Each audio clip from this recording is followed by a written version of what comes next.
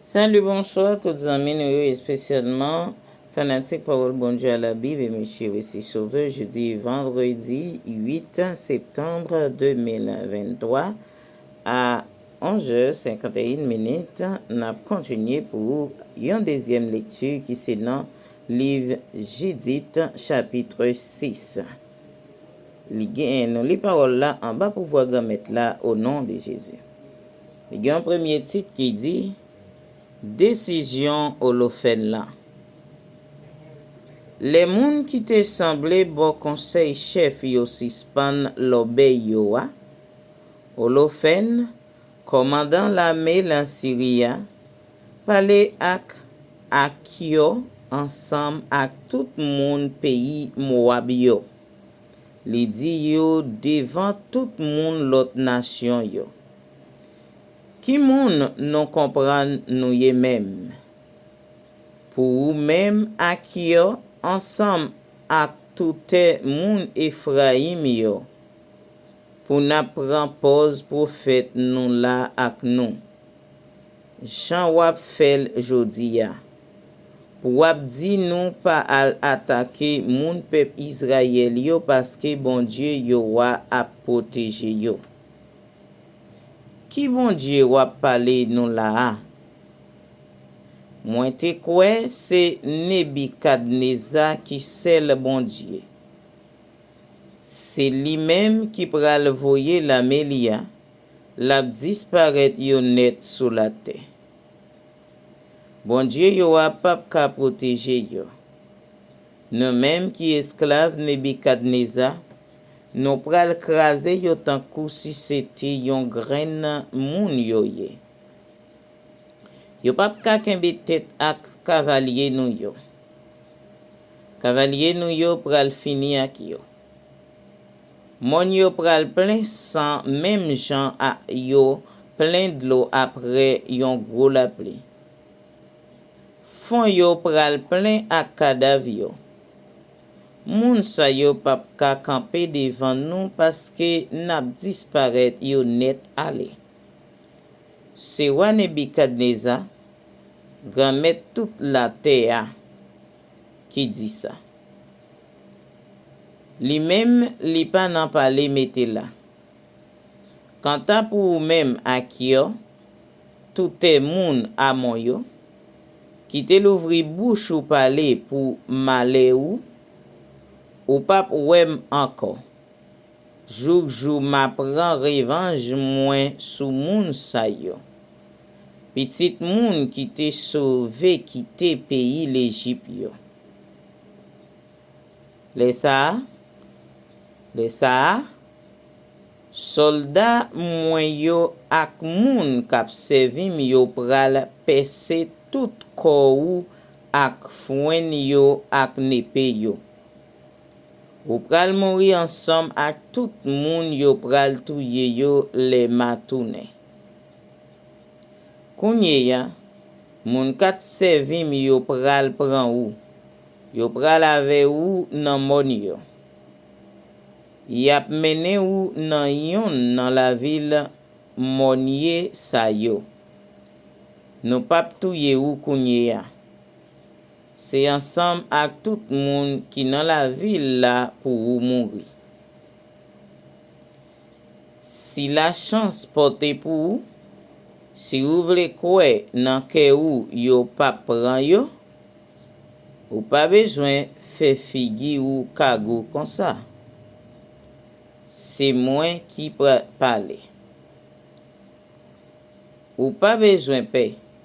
M'a kembe parole moi. Il y a un deuxième titre qui dit yo mene Akio la ville Betoulia. Holofène bay moun pali yo kite en battant lan ensemble ak li yo l'ordre pour yo pran Akio pour yo mene la ville Betoulia. Remet li bay moun peuple Israël yo. Moun Holofène yo pran Akio, yo menel ale en dehors kan nan plein lan. Yo pran chemin mon yo avel jouk yo rive bo sous l'eau qui en bas la ville Betoulia. Les messieurs la ville Betoulia yo yo approché, yo passé men yo pran zam yo couri sous tête mon yo. Monsieur qui te gen boulin nan men yo commencé voyer roche sous soldat Holofen yo. C'est comme ça yo rete yo sous kous yo nan monte mon yo. Mon pays la Syrie yo te obligé caché ko yo yon côté nan flanc mon lan. Yo mare ak yo quitté couché à terre nan mon lan. Et puis yo tourné al joindre Holofen, met yo wa. Messieurs peuple Israël yo descend sorti Betoulia al pran ak yo démarré, yo menel monter la ville là, yo fait paraître devant chef la ville yo. Les ça, qui moun qui te chef, c'était Ozias, petit garçon Nika, nan branche famille Simeyon. Tchabis, petit garçon Gotoniel, et puis Chamis, petit garçon Melkiel. Chef sa yo fait relé tout chef famille la ville yo. Tout moun réuni, ni jeune garçon yo, ni femme yo. Yo mette ak yo campé nan mi-temps peuple là. Et puis Ozias mandel ça qui te rive. Ak yo répond, li rapporte yo tout ça moun yo te dit nan réunion conseil Holofen là. Ak tout ça li même li te dit devant tout chef pays la Syrie yo. Li dit yo tout vieille parole de respectant Holofen te dit sou peuple Israël là. Les mon Israël yo fin tande toute parole sa yo tombé à genoux, yo baissé tête yo jouk à terre devant bon Dieu. Et puis yo prend relais bien fort. Grand maître, bon Dieu qui dans ciel là, gardez insolence te moun sa yo non. Pitié pour Jean y a passé nous nan bêtise. Gardez nous non jodia. Nous même k'ap vive à pas pour. Après ça, yo dit à ki li pa besoin paix. Yo fait le compliment en pile pour ça te fait ya.